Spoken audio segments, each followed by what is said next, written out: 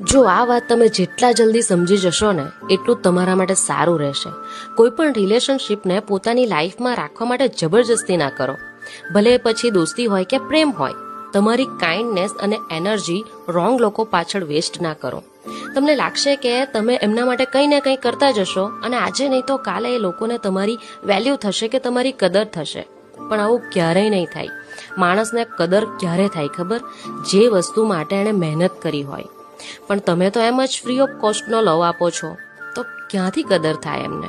કાલે ઉઠીને એ જ લોકો તમને સવાલ કરશે કે કોણે કીધું તું આ બધું કરવા માટે? મેં તો નહોતું કીધું. એટલે જ કહું છું કે જે કંઈ પણ એફર્ટ્સ નાખો તે પોતાના માટે નાખો, પોતાને એક બેટર વર્ઝન બનાવવા માટે નાખો, લોકો માટે નહીં. એ લોકોનો કોઈ ભરોસો નથી હોતો. મેં એવું નથી કહેતી કે બધા જ લોકો એવા હોય છે, પણ મારા વાલા, આપણે કળિયુગમાં જીવીએ છીએ. વધારે પડતા સારા બનીશું ને તો લોકો આપણને